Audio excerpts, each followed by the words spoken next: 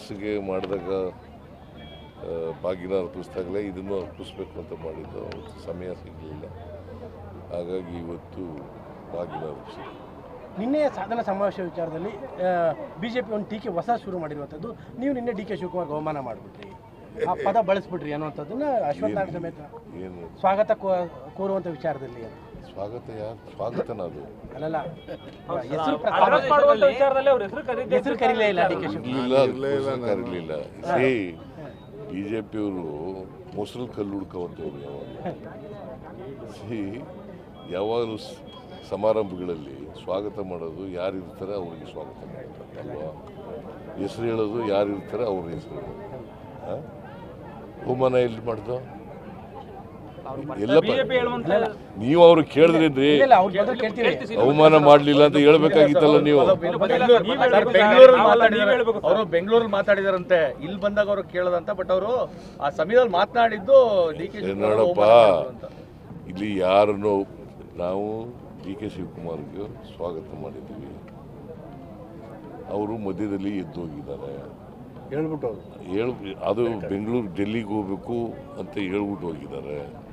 So ಅದರಿಂದ ಅವ್ರ ಹೆಸರು ಹೇಳಲಿಲ್ಲ ಅಷ್ಟೇ. ಅವರು ಇರಲಿಲ್ಲ ಅಲ್ಲಿದ್ರ ಅದೇ ಅವಮಾನ ಹೆಂಗೆ. ಬಟ್ ನಿಮ್ಮಿಬ್ಬರ ಫ್ರೆಂಡ್ಶಿಪ್ ಅಥವಾ ಸಂಬಂಧದ ಬಗ್ಗೆ ಯಾವಾಗಲೂ ಬಿಜೆಪಿಗೆ ಅನುಮಾನನೇ ಇದೆಯಲ್ಲ ಅಂತ. ಯಾವ ನಮ್ಮಿಬ್ಬರ ಮಧ್ಯೆ ಒಡಕುಂಟು ಮಾಡಲಿಕ್ಕೆ ಪ್ರಯತ್ನ ಮಾಡ್ತಾರೆ.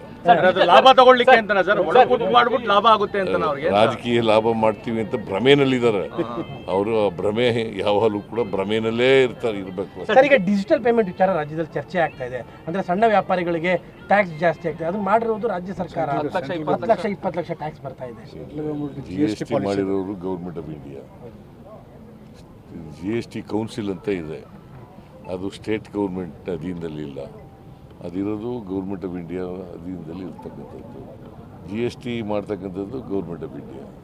ನಾವು ಹೆಂಗೆ it's what way state government is responsible. ಯಾಕೆ ಸಣ್ಣ ವ್ಯಾಪಾರಿಗಳಿಗೆ ಸಾಕಷ್ಟು ತೊಂದರೆಗಳಾಗ್ತಿದೆ ಸರ್. 10 ಲಕ್ಷ 20 ಲಕ್ಷ ಟ್ಯಾಕ್ಸ್ ಬರ್ತಾ ಇದೆ.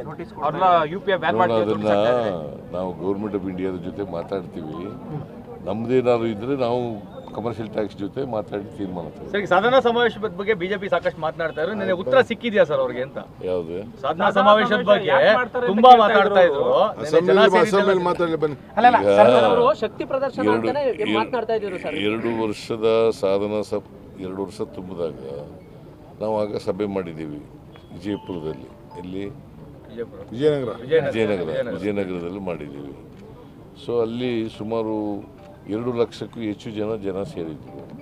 ಅದರ ಅರ್ಥ ಏನು? ಅವ್ರು ಹೇಳೋದು ಬರೀ ಸುಳ್ಳು. ಬಿ ಜೆ ಪಿಯವರು ಹೇಳ್ತಾರೆ ಇದೆಲ್ಲ ಬರೀ ಸುಳ್ಳು. ಹಾಗಾದರೆ ಗ್ಯಾರಂಟಿ ಯೋಜನೆಗಳೇ ಕಾಪಿ ಮಾಡಿದ್ರು ಅವರು. ನಮ್ಮ ಸಾಧನೆಗಳು 2 ವರ್ಷದಿಂದ 52 ಕೋಟಿ ರೂಪಾಯಿ, 52,000 ಕೋಟಿ ರೂಪಾಯಿಗಳನ್ನು ಗ್ಯಾರಂಟಿ ಯೋಜನೆಗಳಿಗೆ ಖರ್ಚು ಮಾಡಿದ್ದೀವಿ. ಮತ್ತು ಇದು ಮೊದಲನೇ ವರ್ಷ ಅಲ್ಲ, 2ನೇ ವರ್ಷ ಆಗಿ 3ನೇ ವರ್ಷ. ಸರ್, ಈಗ ಬಹಿರಂಗ ಚರ್ಚೆಗೆ ಸಿದ್ಧರ? ನೀವೇ ನಿನ್ನೆ ಹೇಳಿದ್ರಿ ಅನೇಕ ಸಾರಿ ಕರೆದಿದ್ದೀನಿ ನಾನು. ಬರ್ತಾರ ಅಂತ ಸರ್ ಅವರು? ಬರ್ತಾರೆ ಅಂತ ವಿಶ್ವಾಸ ಇದೆಯಾ ಸರ್? ಬರ್ತಾರ ಬಿಜೆಪಿ ಅವರು? ತಾವು ಕರೆದ್ರಿ, ಬರ್ತಾರ ಅಂತ? ಸುಳ್ಳು ಹೇಳೋರು ಯಾವಾಗಲೂ ಬರುತ್ತಾರ? ಬರಲ್ಲ. ಸುಳ್ಳು ಹೇಳೋರು ಬರಲ್ಲ. ಬಂದ್ರೆ ರೆಡಿ ಇದೀವಿ.